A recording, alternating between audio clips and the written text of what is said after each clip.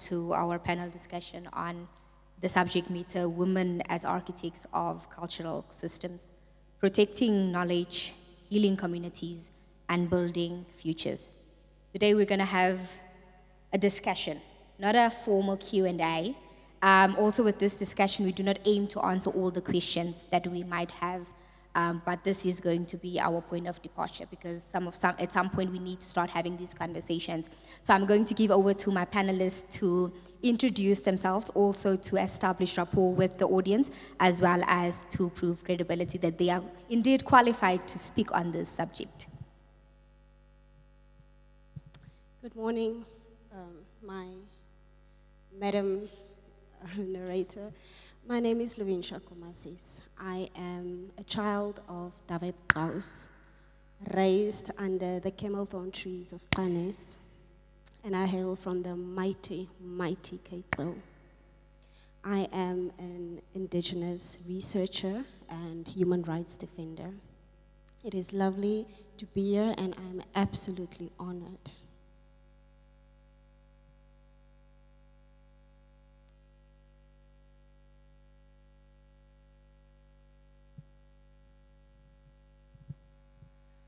Right, I'm Cheryl Isaacs from Keetmanshoop. Ek sê altyd gebore Keetmanshoper, uitgegroeide Rehoboth pastor. Because I spent most of the holidays during my childhood in Rehoboth with my grandparents. I'm from the Kovese clan, a descendant from the royal house. By profession, I'm a teacher specialized in languages, vooral Afrikaans is my hartstaal, and also an ordained pastor. So, yeah, that's it. The other is also, I do have a certificate in labor law and currently busy studying Bachelor's of Education in Honors in Senior Primary. I thank you.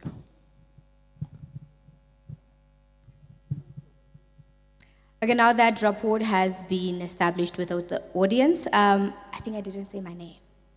I'm Queen Peter, also a proud resident of the Kharas, the mighty Kharas region. Grew up in the dusty streets of Keetmanshoop, and the one thing that I always carry with myself is that I am a Nama child. Although I'm not eloquent in the language, that doesn't make me less than a Nama. Now today we're going to talk about the Nama Nation, a community whose history, resilience, and cultural richness remind us about the vital role women play in shaping societies. And Nama women have long been custodians of oral traditions, healers through indigenous knowledge, and leaders in rebuilding communities after historical trauma. And we're going to open the floor now to our panelists to speak on the subject matter, whereas we're also going to open the floor for the audience to pose questions to our panelists. Let's kick this off. Thank you very much for that one. Our topic, Women as Architects.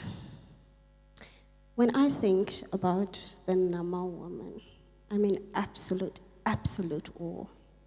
And I am proud to be a Nama woman. Ladies and gentlemen, the Nama women have shown the resilience that lies in their blood. I come from Nama women who withstood pain, who withstood suffering, and that remained standing. When I think about the Nama woman, I think about those mothers on Shark Island who, as they were scraping the skin off the skulls of their loved ones, their husbands, their sons, I think about the Nama woman who was raped again and again and again. And I ask myself, how did they survive? And the central thing that comes up to me is hope. I imagine that mother sitting in front of that fire with hope in her eyes, with hope that one day her children's children can sit like this and have conversations about her. I see that hope today when I walk out of this hall and I look at the beautiful Nama woman in their beautiful Nama dress, and I am proud. I see that hope. I see the hope that was in that mother's eyes today in young women like Queen Peter with her double graduate. I see that hope in the voice of Naledi Afrikaner from the Afrikaner clan. Ladies and gentlemen, today I see that hope in the Nama woman who is standing up and reclaiming the leadership positions they had before the white man came. I am proud to be a Nama woman. A Nama woman is close to being a goddess, because only by being a goddess you can 100 years later say that my children speak my tongue, that my daughters are wearing that Nama dress with pride. Ladies and gentlemen, there is nothing more sacred, nothing more beautiful, and there is nothing that shows resilience of a woman more than a Nama woman. Wow.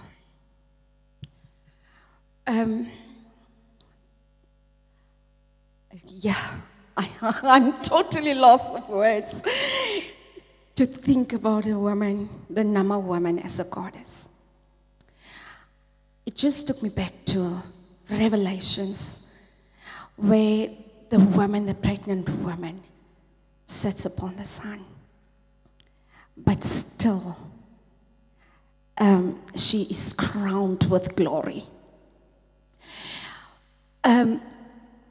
When I look at the Nama woman, when I look at the topic that we are talking about, and I think about the Proverbs 31 woman, you know, our mothers, we were raised by single mothers. We have seen what they had to go through, the pain that they had to endure. We have seen how they had to struggle to raise up boys. We have seen how they have to feed and provide for the family on their own. And we know, as a mother myself today, I know at the quiet night, when no one is watching, that they are still lying in the bed on the cushion, crying tears. I know that they stand up in the morning and smile like they are not going through anything. That strong woman, that resilient woman, the woman full of courage, the woman full of pride. That's what I see when I look at a Nama woman. If I go back to my own, just to share briefly, my father passed away when I was 7 years old. So I had 3 siblings. It was difficult for my mom because she didn't have any support system in Keetmanshoop. The family was living in Rehoboth. So she had to raise us by herself. But life taught me that I have to stand up for myself. I have to fight for myself. I have to make a life for myself. I have to make decisions for myself to build a future and a legacy for my children. So it didn't just come to being finish school and being a teacher. No. It was like I had to work at a service station. From there, volunteer to be a librarian. And sitting there in the library, realizing at a day that I can't sit the whole day just reading books. I need to do something more. And that triggered me to go for studying, becoming a teacher. My mother did not help me I had to do it by my own. And after that, I didn't stop. Challenges were there. But what helped me through this? Went through divorce, went through trauma, all emotional abuses, emotional, financial, physical, you can name it. But what helped me was the Lord, prayer. And with the Nama tribe, one thing that I can say is our foundation that is laid is built on Christ itself. We were raised with the Word of God. We were raised as prayer warriors. We were raised to seek the face of God whenever you face challenges. And that's what I see when I look at a number of women. I thank you. Thank you very much. There's a meme or quote that I've read once about, it's in Afrikaans, where someone said, there's something when a nama auntie calls you my kind. Whether you are Oshivambo speaking or Herero speaking, but when a nama auntie says my kind, and she goes further and she says my kind, die Here sal dit deur oopmaak. It's as if, Nama women, when I think about Nama women, I think, these are people that have ranking in heaven. So whenever Nama auntie starts praying, heaven listens, heaven responds to that. Mrs. Isaacs, you said that you are a language teacher. And in terms of protecting knowledge, right, and healing communities and building futures, the Kwerukovap language, right? And I know this for so many young Nama children, because we were not raised with the language. We come to a point where you shy away from speaking your language. It's as if being a Nama at some point felt like it was not a burden per se, but it was as if it's for a sin that you are paying for being a Nama child. And also because of the narratives and the stereotypes that are shaped and that we not necessarily identify with, because right now what I see in the Nama community and the Nama nation is that we are disrupting stereotypes and we are living beyond, the norms that people have spoken. But in terms of language survival and preserving the Kwerukovap language, what role can women play when it comes to that? Thank you, Queen, for asking that question. I had a research topic like last month that I did on language development. And through that, I've seen that at home as mothers, and nowadays, we are at fault. Because medium of instruction is English at most of the schools. So when it comes to the home, then you only speak the national language with the child, which I felt is wrong, because that's where we start with our mother tongue.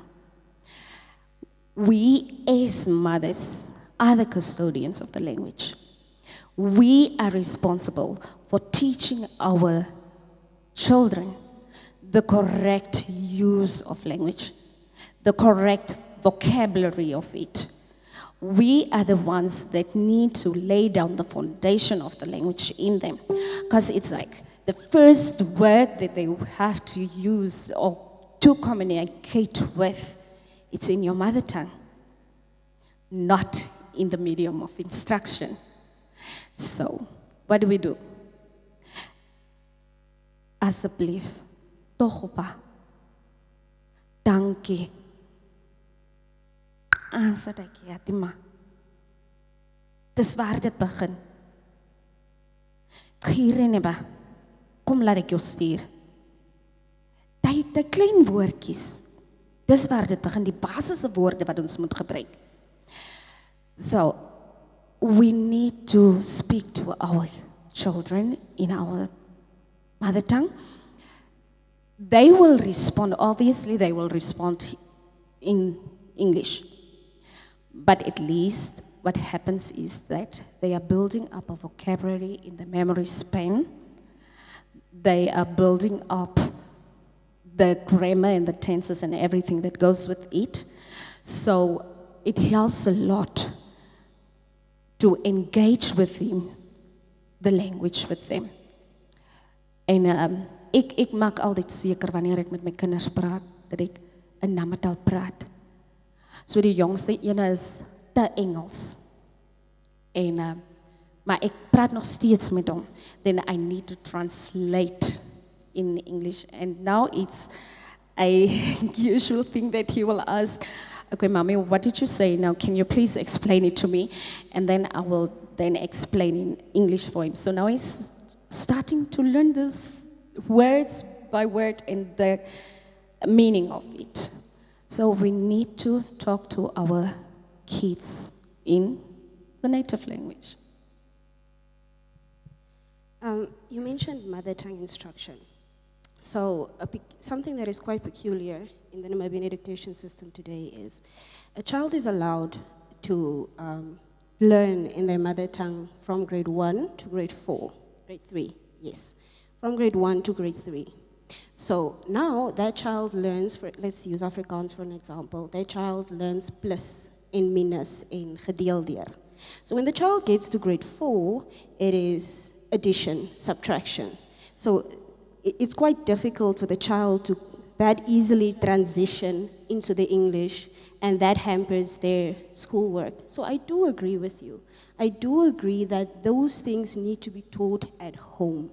Ons mama moeders wil sê, laat die skool toe gaan, die skool sal hom leer. Die skool kan nie die kind leer wat jy hom moet leer nie.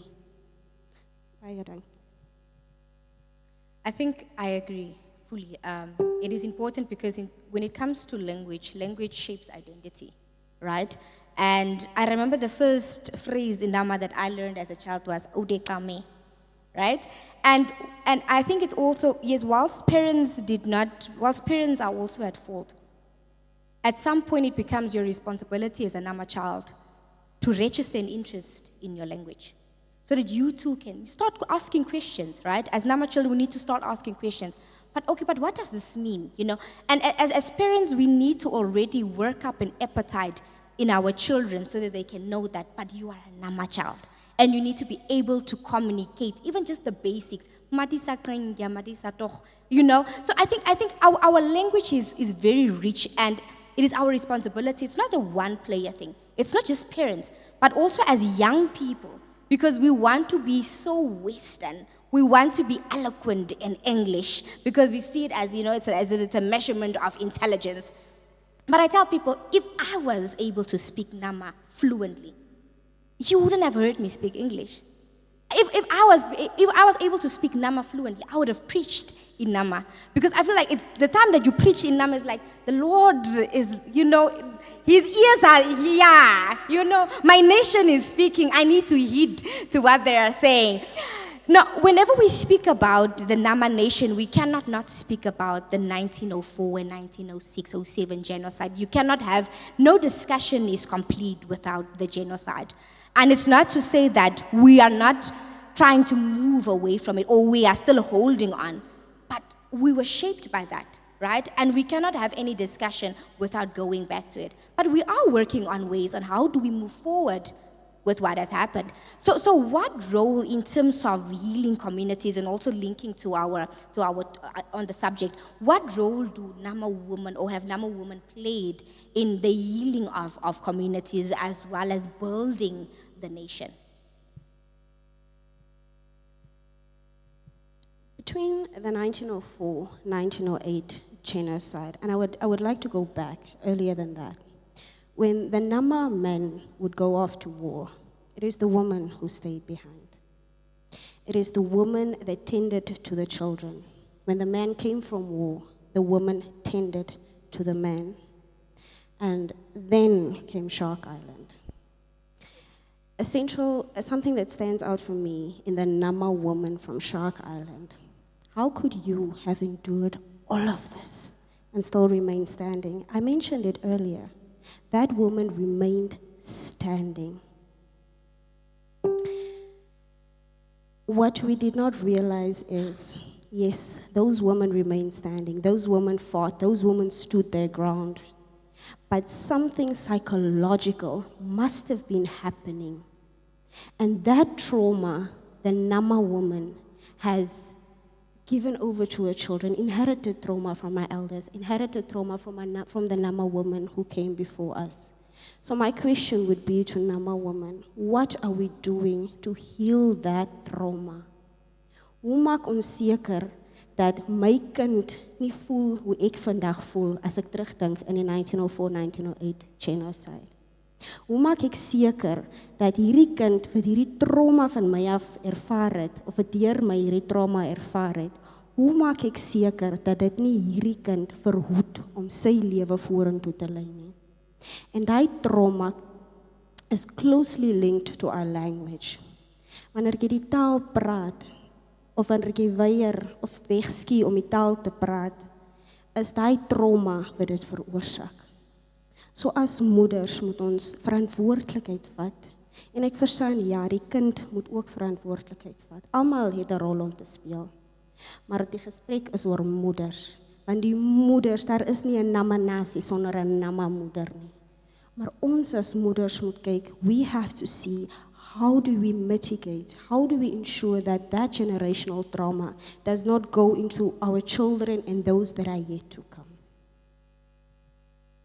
I totally agree, and I will add upon it. You know, if you look back, let me give you a brief example.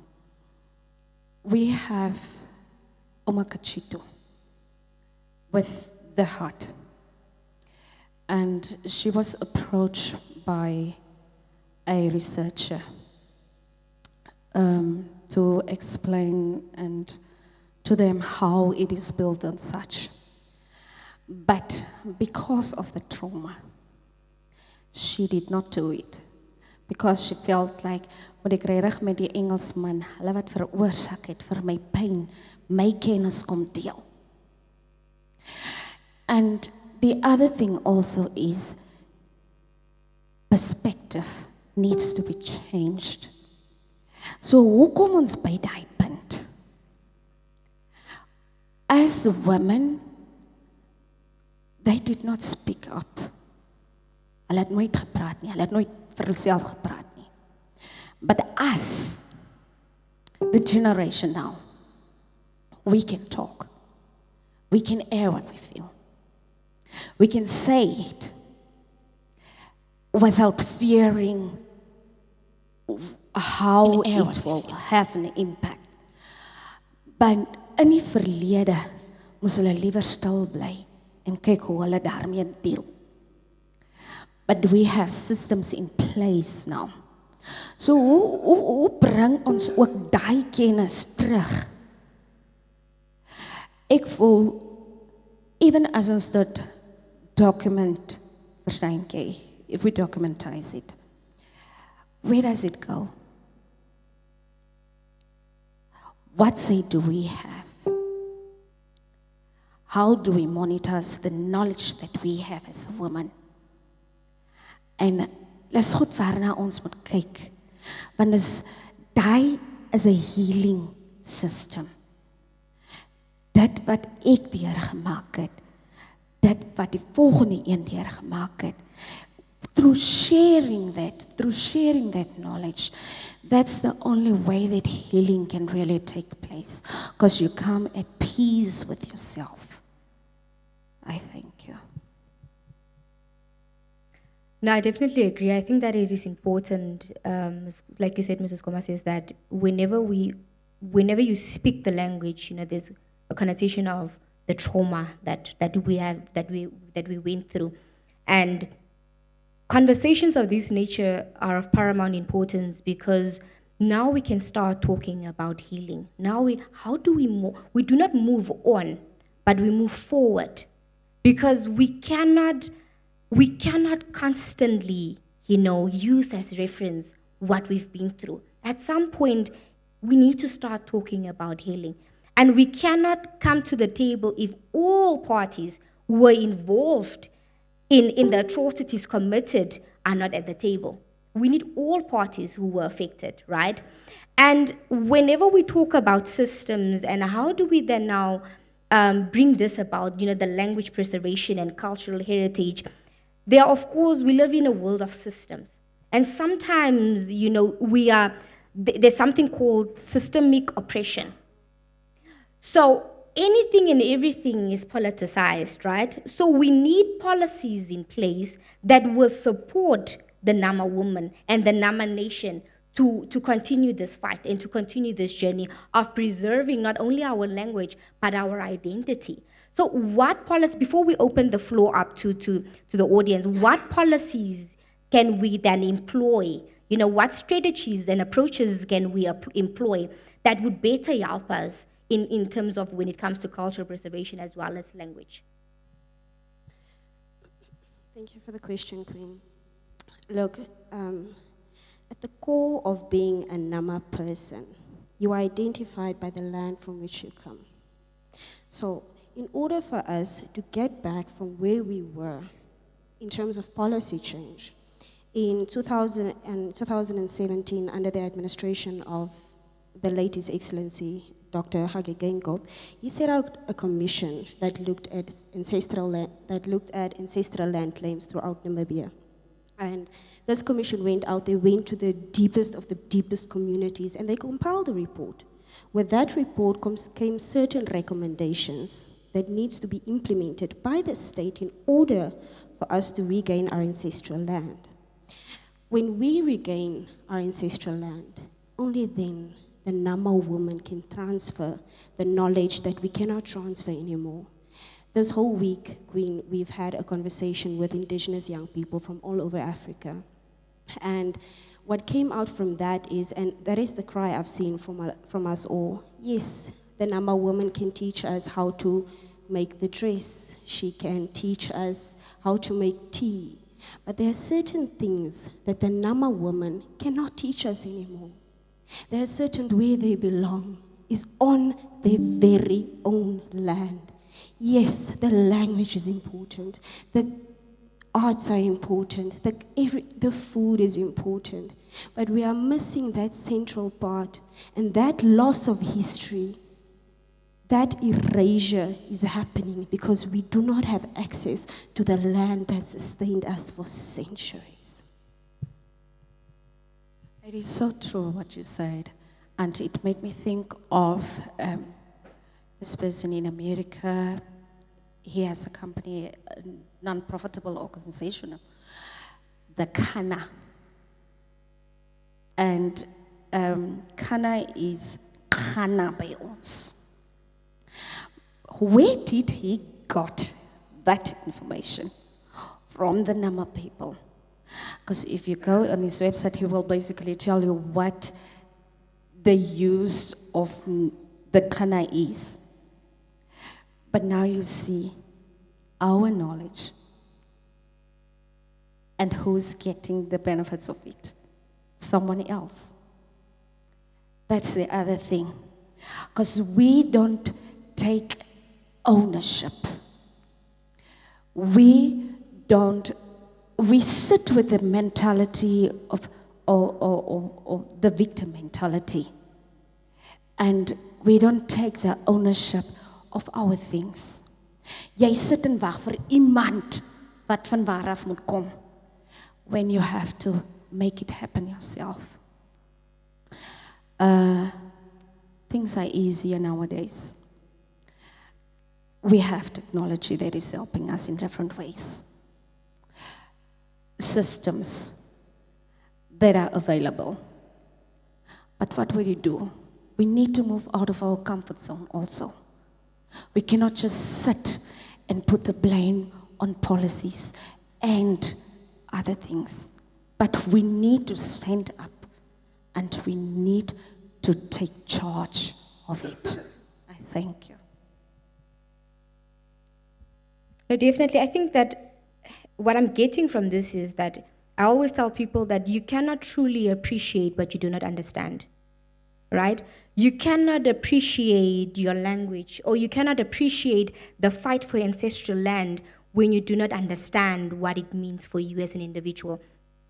So many of us and so many young people I see, we are divorced from the realities on the ground because you are not, as you say, directly affected. So you do not stand with your fellow Nama women or with your fellow Nama people when the fight is against getting our land back, because you do not understand the importance of it and you do not appreciate the importance and the significance of having access to land and what that it means for your family, right? And I always say December is usually a very painful time for a Nama child because people are going to their land, villages, and they go plow and they go. But for the Nama child, it's not a reality. Not as maybe not as to the magnitude for the Ojivambo speaking or for the Herero child, where they can go and they have the land and they have family land and they have communal but not for the Nama child. We stay in Kitmansworth, we go to Swakopmund, we go to ah the rates in Texas, but it's because and the moment that you start to see and identify with your people is the moment that you understand and you can appreciate when people want to tway and when people say, but we want our land back because we understand. But the understanding can only come when these conversations are happening. So it's important that we start to drive these conversations so that the Nama child can understand and say, but what is my role? What does this mean to me? And the moment that you understand, you start to build appreciation and you understand, no, but I need to have land. What is it that I'm going to pass on to my children? How are we going to keep this legacy going? Or are we then also contributing to the erosion of the Nama clan? Because you might not see yourself as one that is contributing, but by virtue of what you do and your lack of interest in these conversations and attending discussions of this nature, you are playing a part in the erosion of the Nama nation. Language, identity, as well as the issue of land. We are now going to open the floor to the audience to pose questions to our panelists.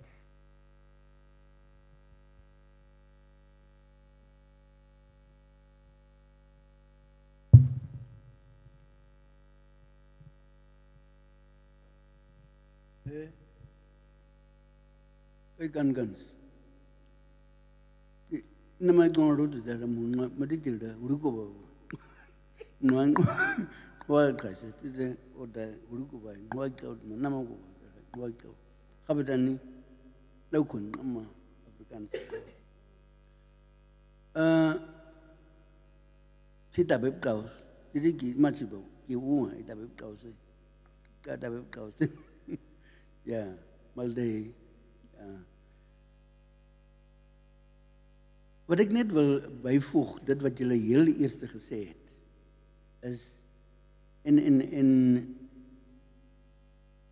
dis 'n verskriklike belangrike eenheid. Die krag wat in 'n vrou is uitnemend. Ek het gister nog daar waar ons by die, wat is die mense se van by Babier hulle geëet het, nog gesê vir wat Frida gesê. Ek wil graag uitvind hoe die Here 'n vroumens gemaak het. Want al is dit die laaste stukkie brood of enige eetding, sy sal almal, die man en alles, al die kinders gee, en sy sal daar sonder bly. Nie dat sy by iemand anders op kos vra nie. En dan slaap sy saam met jou. En môreoggend staan sy op en dan doen sy dit. Die ander baie belangrike ding is ngomata kungadida. Ongada ia. Si net skrabbel hoe go. Al kam toe. Môreoggend kan ek nie opstaan van daai krap nie, want ek trap swaar op my voet. Maar 'n vrou kan siek lê. Sy sal seker maak dat van die kleinste kind tot op haar man het kos gekry. En sy klere is skoon. Al kan sy nie opstaan nie, sy sal sorg om iemand te kry om en sy kom lê en vra, het hierdie een kos gekry, het jou pa kos gekry? Is die kinders al gewas? Nee, die gedeelte dan moet. Dis nie my gedeelte. Dis seker hoekom die Here my 'n man gemaak het. O Heer, maar as 'n klein koppyn is ook 'n groot siek by ons. Ons wil gebedien wees. Maar dis met trots wat ek sê. Ek het waardering vir die vrou se draagkrag van pyn. Daar is vrouens wat ons weet wat soos wat sy gesê het, kan nie julle se naam onthou. Daar heb kous. Sy het maar die considera aus in si ogai ku si sore ku ga nou. O tse nga. Ngai. Kan nie op akot ka. Lief. Sal kan dit nie vat maar. Dit is hoe die Here julle daardie krag gegee het. En ek is trots daarop. Weet julle, ek het net meisiekinders, dis hoekom ek eintlik bly is. Die ander ding wat vir my verskriklik opgewonde maak is dat julle is jong mense. Julle is jong mense. Ek wil graag my wêreld se jong mense wat saam met ons is, moet ook so kom sit en so kom uitpraat. Maar hulle is verskriklik skaam om te praat. Dankie.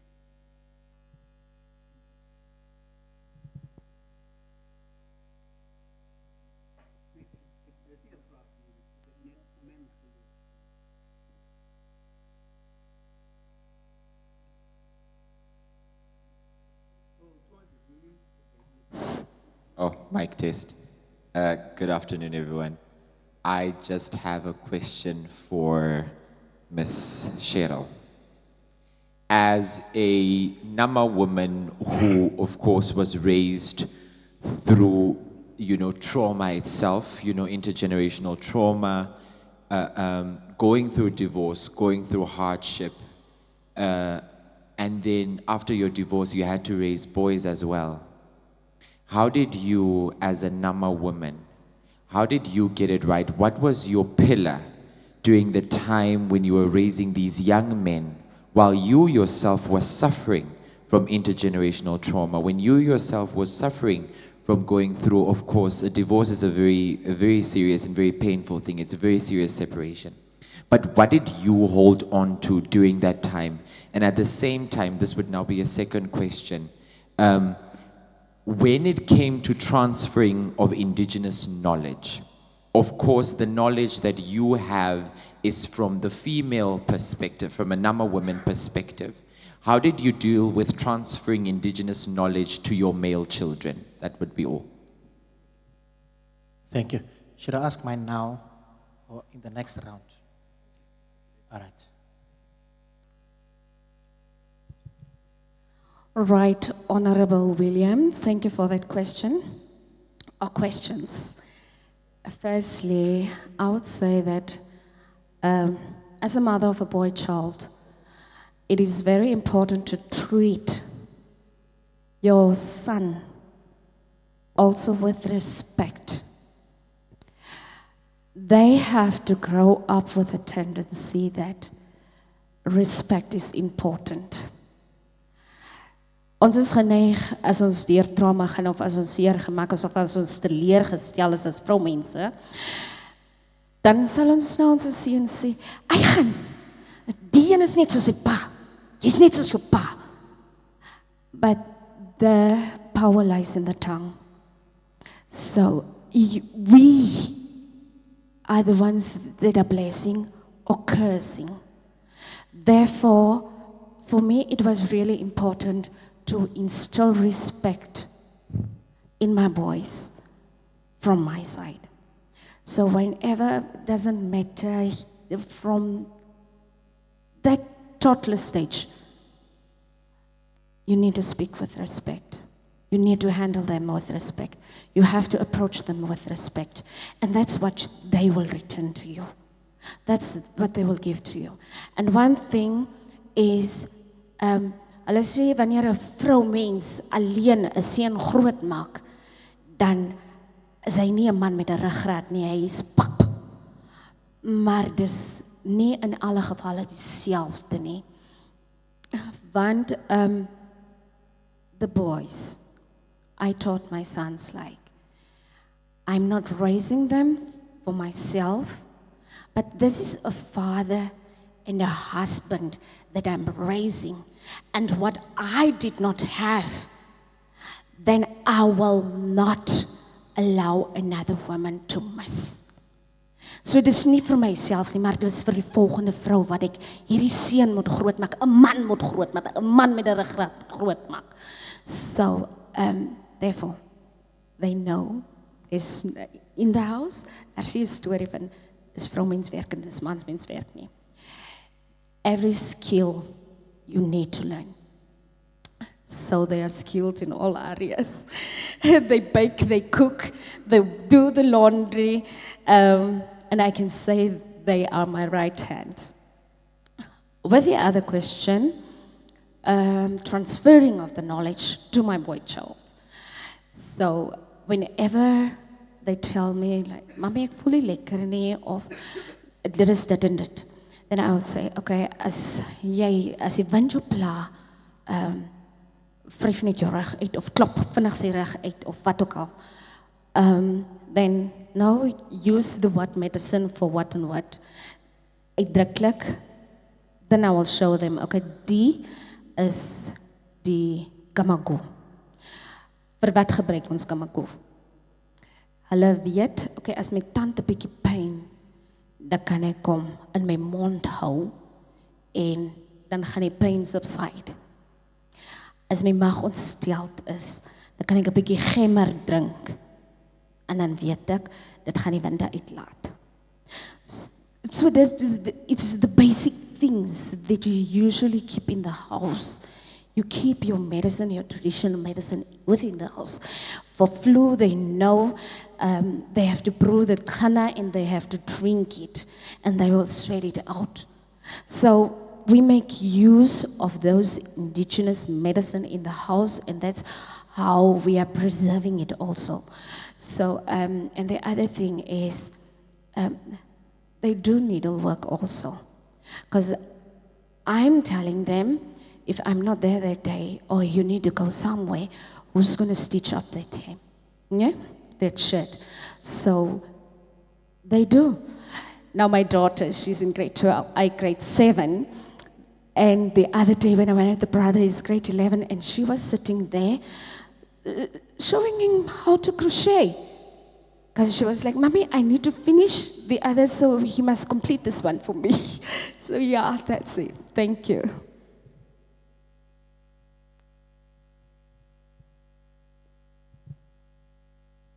Okay, eerstens wil ek net sê, ek is in Liestrous omgeerd, ek is ook van Richtersveld, maar ek is ongelukkig nou, of ek is 'n bosleesbaster van afkoms. Nou, in my plekkie, het ons nou die probleem al dat, nama vrouens trou al met bosleesbastersmans. So, jy kry dit, daar is nou 'n nuwe generasie. En daardie nama vrou, transfer nie die skills, want verwestering is onmiddellik 'n probleem. En veral in Eksenfontein waar ek vanaf kom. Daar is nie meer, laat ons uitgaan en loop, Jantjie Bern en hy goed soek. Gelukkig het ek saam met hulle groot gemaak. Nee, dis nou kliniek toe. Want jy kry pille en goeders. So ek wil net vra, ek is so impressed met dit. Maar iewers, en ons het vanmôre gepraat oor reëlings en so, moet ons iets ook doen, veral in my gemeenskap, Eksenfontein, om die Nama tradisies, want kinders is skaam om Nama taal te praat. Want die ma praat nie in sy huis meer met hulle Nama taal, dit is nou Afrikaans, as dit nie Afrikaans is, dit Engels. So, ek weet nie, iewers moet ons policies sal help, maar dit moet prakties, moet dit in die huis verander. En nou wil ek 'n bosleesbaster is, en omgeerd om Pieter ken my, ek is saam met hulle van kleins af, ek is nou al 'n bietjie groot, as ek meen, ek kan nie Nama praat nie, want toe ek op skool gewees het, mag Nama, jy's geslaan, as jy Nama in die skool praat. My kinders, my chommies, wat saam met my ouderdom is, Hulle is geslaan by die skool, want Afrikaans is afgedwing. Ek is skaam vandag, dat ek nie kan Nama praat nie, maar dit was nie vir my bedoel gewees nie. Ek praat liewer Engels, want en dit is die situasie. Jy kry nog mense wat skaam is om Nama te praat, selfs in die huis of op die straat. So, ek is so impressed met wat met die hele feest tot sover. Maar ek sal graag iets in my gemeenskap ook wil doen, dat die tradisies van die Nama nie uitlewe nie, uitsterwe nie, want dit is bezig. Ek ken daar 'n paar Nama vloekwoorde, maar ek sal maar nie try nie. So, dit is maar net 'n comment van my kant af as 'n Bosluisbaster.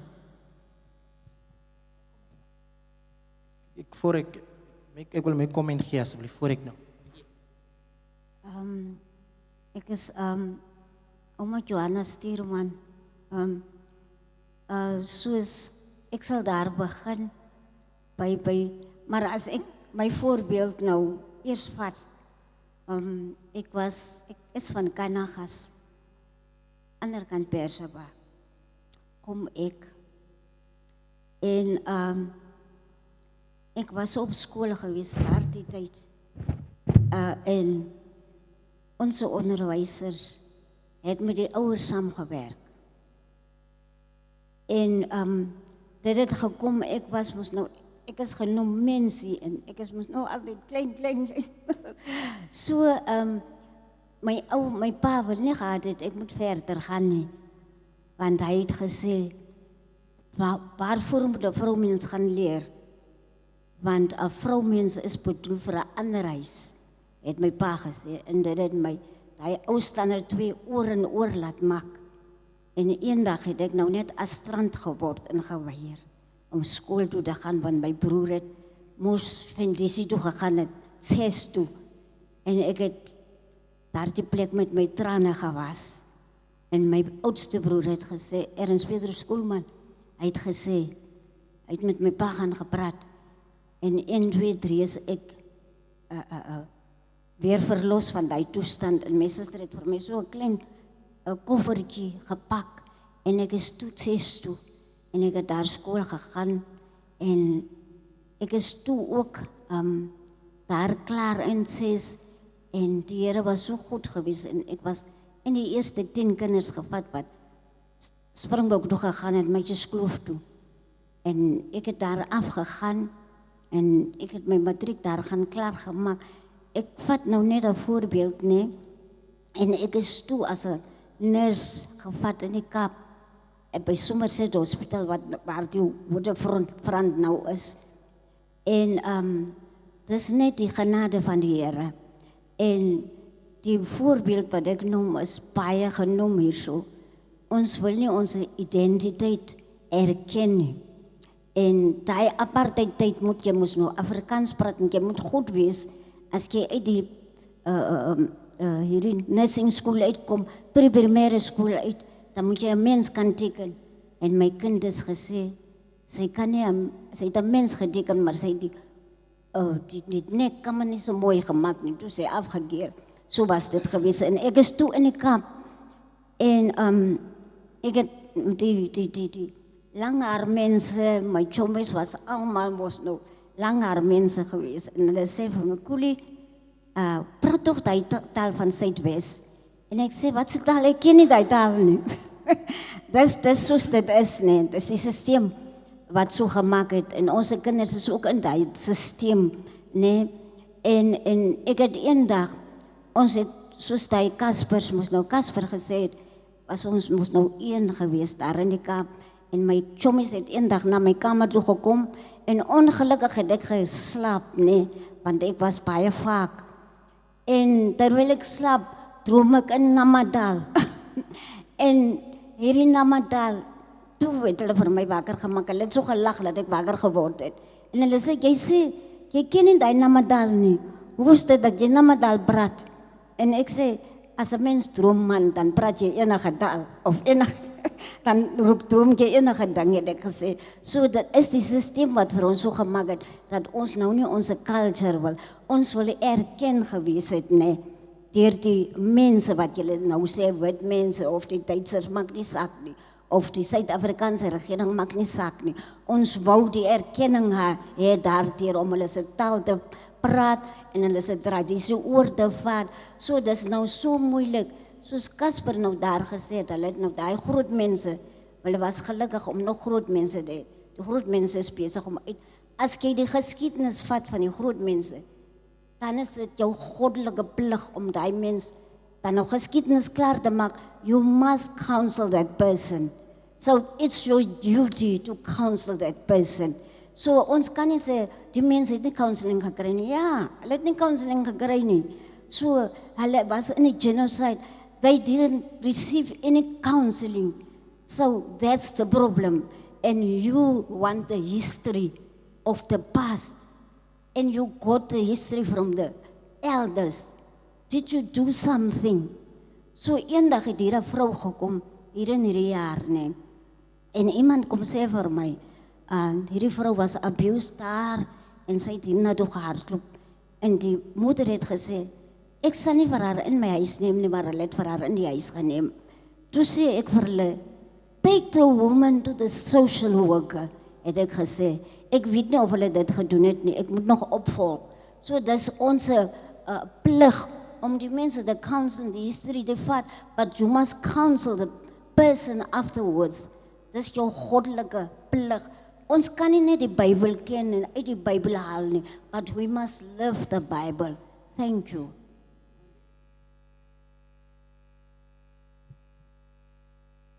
I nearly, as the elder finished, I nearly said, oh, I thought of South Africans are sitting here and I don't want to speak something bad about this person. But I'll just say the following way. When the elder was just speaking about healing and these things, I thought, well, when the Truth and Reconciliation Commission was set up, that was the intention. But what came out was something different. And yet, we find ourselves as brothers and sisters in the trauma that we are going through. I want to say this in relation to, and I'll ask the question now, is in relation to this thing of genocide at gebeur, we need to get going.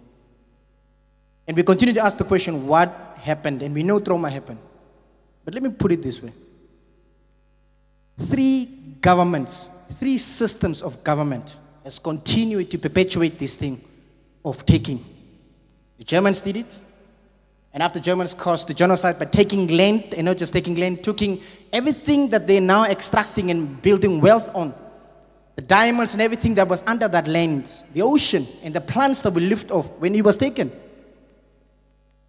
South Africans came, they did the same thing. Namibia is doing the same thing. And in 1908, this was started. With this government now claiming the 28th May is the Genocide Remembrance Day, claiming that the genocide had ended and we should remember as we had ended, which is a fallacy. Because when the Germans realized that they had to shut that Shark Island in 08, laws and policies and ordinances started to be created. That continued during South African apartheid, that continues to do this day with the South African Namibian government in the policies that they're creating. And all these ordinances were doing is to say, stop being Nama. It was illegal to be Nama in 1908, 1909 when these policies started being created, because suddenly you could not practice your medicine anymore, access the farms to do what you did, to know what livestock and things that was taken from you. You never were returned to that land. And therefore, factually and practically speaking, frankly speaking, the Germans, the South Africans, and this government is telling us to stop being Nama. Because those things that defined us to being Nama, we no longer are practicing because we are taken from the spaces that we were in. And so I just want to remind those that think genocide is over that for as long as the conversation is not had with the true owners of that pain, the genocide will not end. And soon enough, we may stop speaking diplomatically. And I can tell you that fact because Ethiopia that was not settled on, you can go to Ethiopia today, they still practice what they used to practice centuries back as cultures. Today, we're no longer practicing it because it was taken from us. So the question of what would have been the status of the Nama had our diamonds not been taken, had our land not been taken, had our livestock not been taken, where would we have been now? And I don't have to add the aspect that our lives were taken. Now we are minority in countries where we most probably would not have been minorities. I wanted to say, as I asked this question to the woman, when God created the woman, Now, that context we see in the Christian Bible. But I can ask you, I can tell you this, without having read, you perhaps having read or studied Islam or Buddhism or any other religion, this is fact. All of us believe in a God that loves. But all of us believe in that God hates oppression. He is disgusted by it. And so when this oppression happened, this God that had created the woman to be the helper, the woman to show, and I say this because I've said it before, men are stupid. Men that think they can go through life alone, thinking that they can be with their vision and they will make a livelihood, is lying to themselves. A man's life is only fully lived when there is a woman. So, while the woman is the custodian, because sy by die huis gebly, when the man leaves, even when there were warriors in African times, when there were warriors before the white man came, they would still go fight on behalf of their families and their people. So they were the nurturers. You have said that yes, we have lost. I have said that we have lost. In the context that we are now, currently, having realized and seeing that we are no longer in the spaces that we are supposed to be in, and we are most likely not to get back there faster, especially with this diplomacy that we continue to be diplomatic about. What is it that we must do? In the space that we're in currently, in the homes that we are, whether it's churches, in the clans that we are in, what are some of the things that we can practically do to start this conversation of taking responsibility, perhaps dealing with this trauma and this healing, without waiting for the day that Germany says, yes, we did it, for the South African government and its British allies to say, yes, we did it, and for the South African Namibian government to realize and accept that they are busy with the same genocide and torture of the Nama in their policies and the laws. What is it that we can do practically, internally as the Nama, without having to look at them? Thank you.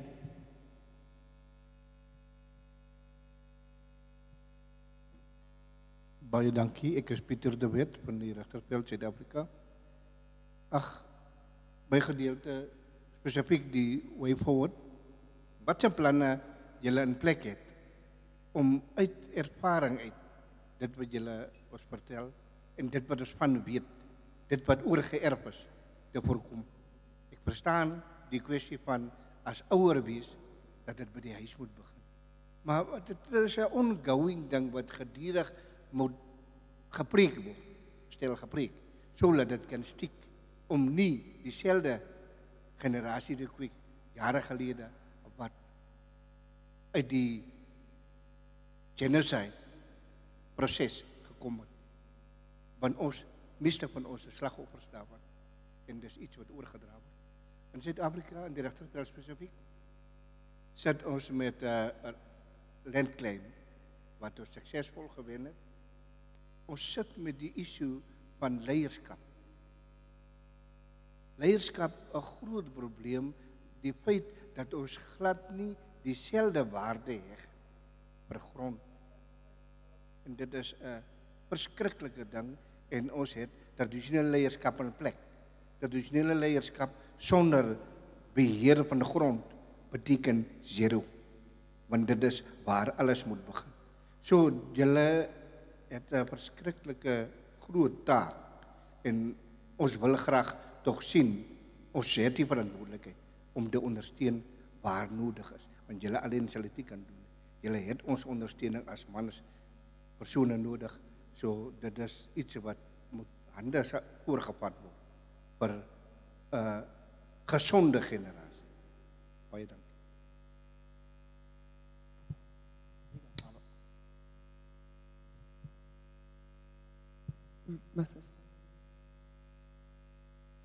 Maggie says I must stand up. Okay. This has kind of been addressed already. Hi, my name's Emma Louise. I'm a trauma counselor. And so just really interesting to just hear what people were asking around intergenerational trauma. And yeah, as someone from outside of the culture, I'm curious to know around mental health stigma, if it exists within Nama culture, or what does that look like? And in terms of counseling, how easily accessible is this in the Namibian context? Are there organizations that offer this? And within the Nama culture, you were talking about indigenous knowledge being passed down, and a lot was mentioned about medicine and plants. I'm curious to know, is there indigenous knowledge around healing and healing rituals within the Nama culture? Is that something that is passed down or regularly practiced within the culture? I'm very curious to hear, and I feel like this question was kind of touched on in a different manner. Thank you so much for your time. It's been amazing to be here.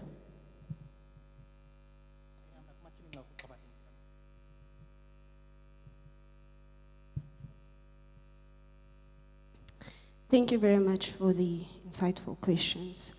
My brother from the Richtersveld, I understand your dilemma. We are facing the same thing. But we need to remember, as the Nama community, we are by nature communal people. We embody the Ubuntu more than any other. Ek is omdat jy is. I am because you are. Nou as ek sien, Auntie Sarah gaan bietjie hierdie kant toe. Sy leer nie die kinders wat sy hulle moet leer nie. Dan is dit my verantwoordelikheid as deel van die gemeenskap om die kinders ook te leer. Want Auntie Sanna se kinders is ook my kinders. Ek het groot geraak, my pa is Nama, my ma is 'n pastor van Reeword. En ek het met Afrikaans groot geword en ek sukkel nog met my taal. Ons het laas jaar teruggetrek, daar by Paus toe. En daar het ek gesien, hierdie gemeenskap leer vir my. Dis deur hulle wat ek kan sê, daar by Paus vandag. So die gemeenskap waarin ons is baie belangrik vir die Nama kind. 'n Nama kind word groot gemaak van die gemeenskap. En my man sê altyd, ons maak nie ons kinders groot vir ons nie. Ons maak hulle groot want ons stuur hulle uit in die wêreld. So daai Auntie Sarah se kind, wat ook my kind is, sy moet ook in die wêreld uitgaan. So wat doen ek as haar ouer mens? Net voorbeeld. My oom, hy het gepraat van hoe sterk 'n Nama vrou is. En ek stem saam, die Nama vrou is bitter sterk. But we also need to understand that as much as she is a lioness, as much as she is a goddess, she is human. Die Nama vrou kreiseer.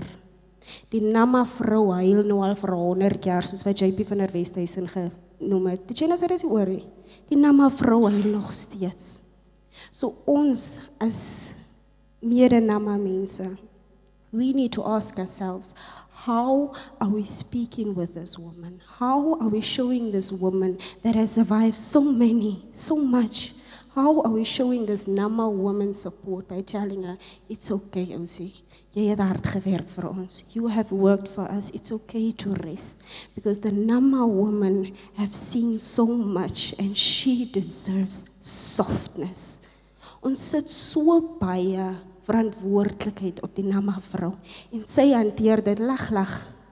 Maar dit sê nie ons moet nie, want sy is mos tog ook mens. Goed, we talk about the action plan. As ek terugkom na myself, currently in Swakopmund, we started a program with the Swakopmund Museum, the alternative classroom. And there we are teaching the youth, the learners, about our different cultures and traditions. And ek het toe dit by die Nama mense gekom het, then I realized, but they did not do justice to the Nama culture. And so as that ek het dit op myself geneem. I'm a person that likes to make things happen, not waiting for it to happen, but I make it happen. So ek het dit op myself geneem om te sê, nee, maar ek moet seker maak dat die level van dit kom op, which means we need to work on the medicine, the attires, the different artifacts that we use in our culture. And also the information to get it through research, and then it is documented in some cases to make it available within the museum for the others to have that. And coming back to your question, Amy, about the counseling. With us, it was difficult for our mothers to go for counseling because of stigmatization, the perception of you are a strong woman, you don't go and cry, or people should not know what you are going through. It is only reserved to your bedroom. But with us, with me personally, I've realized that I wouldn't have done it without counseling. So I had to go. I had to go through that process, go through that healing process. And it helped me to become stronger. And my dignity was restored. So yeah, thank you. On the aspect of trauma within with mental health within the Nama community, and yes, it is not a blanket approach to everyone, but this is from my observation, from what I have seen. If you as a Nama person or a Nama child have a mental illness, you're struggling with something, it's quite difficult for the Nama mother or for the Nama community to understand what this is. How do I deal with this? It's very, very difficult. We speak about restorative justice. The land must be restored. Everything must be put back to where it was. But we do not focus on restoring the mindset, restoring from where you come from. What were you before this? I come from greatness. I come from leaders who looked that white man in the eye and said, "Nie vandag nie." That is where I come from. But something happened along the way. Something happened along the way that made the Nama child meek, that made the Nama child feel less than. We all know what it is. But addressing it, that is one we need help with, we really battle and struggle with. But in Namibia, the access to psychological assistance and psychological help is quite difficult, because first of all, the need for it is much more than what the government or what the state can supply. And it's very concentrated. It's concentrated in the capital. So what about the young person that faces mental illness in the village or in the rural areas? They're given a panado and said, go home. Because the person treating them themselves are not qualified. They are not qualified. You cannot possibly have a general practitioner treat someone with schizophrenia. You need specialist help, and that is what we do not have all over Namibia, although they are in Windhoek and key bigger places, urban areas in Namibia. Mr. JP van der Westhuizen, yes, I agree with you. The Nama person is still marginalized to this day. Yes, we have political freedom. That is what we have. But we do not have economic freedom. We do not. What was taken is still not given back. And I come back to the matter of land. The land is still not given back to us. So how the hell do you call that independence? How do you call that freedom? Speaking on land and what the young people can do, the Nama traditional leaders, the Gaugu, okay, let's start from the beginning. Namibia Energy is like this big energy giant that plans to produce green hydrogen in Namibia. And where that green hydrogen is said to take off is over 4,000 square kilometers of Nama ancestral land that was taken during colonization, taken violently. Yet they want to come build on that land. Another one, a very painful one, is the Shark Island, the concentration camp we mentioned, that one. Now, the green hydrogen that is said to be produced in the Sokle is now to be exported. So the Namibian Ports Authority wishes to expand the port onto the land upon which these atrocities had happened. So the Nama community, through the Nama Gaugu, said, We will not stand by and see this happen again. In the past, it was bullets and rifles. Today, my brothers and sisters, there's no more bullets and rifles. Today, they come with laws, they come with policies, they come with procedures, and ons weet nie hoe om green hydrogen en nama te sê nie, maar you have consulted us. How does that make sense? Mr. JP van der Westhuizen, the Nama Gaugu has reached out, have gone outside the country. They've engaged UN special rapporteurs. They filed an urgent appeal with the UN Committee on the Elimination of Racial Justice. They have had side events at the African Union Heads of State Summit. These are examples of how the Nama Gaugu decided, we're not going to stand by and see this happen again. But they're also strategic. That besides going out and speaking about what is happening, they are strategic. They have realized that in order for this fight to go on, we need our young people. And the Nama Gaugu is deliberate in capacitating our young people. In the past, it was teaching the young how to fire a bullet and how to use a gun. Today, we are teaching our young people how to interpret policies, how to do research, how to tell your story. And this is a very, very difficult one. Each and every time the Nama child speaks about their dispossession and their marginalization, they have to find a way and package their words in such a way that makes it digestible for other people. And we are tired. The Nama Gaugu have decided we will capacitate our youth. Kom wat wil.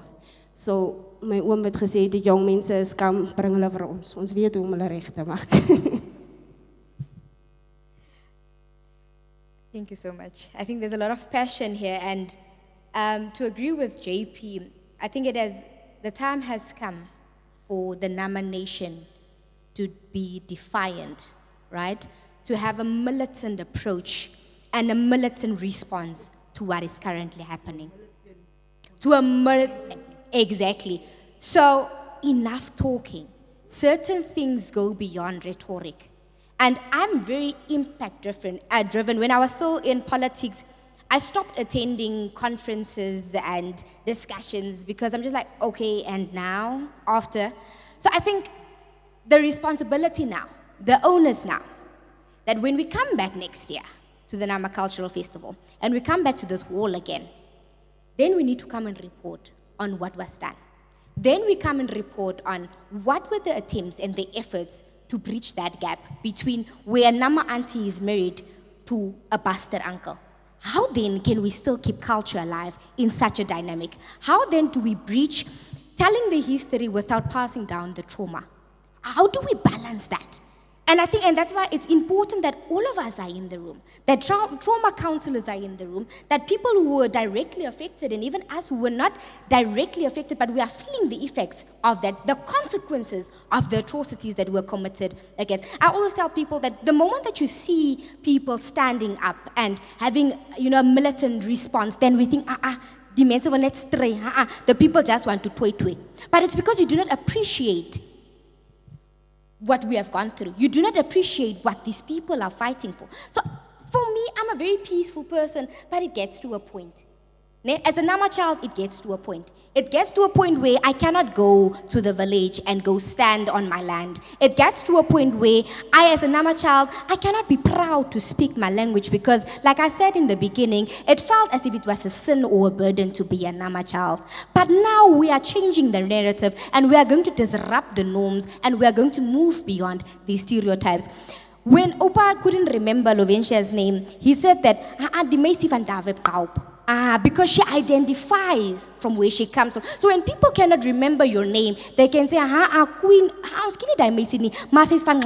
because you carry your identity, you carry where you are coming from with pride. So when people do not know your name, at least they need to know your clan name, from where you are coming. We don't know that, but says Van David Kaup. Because you carry, and that goes before you.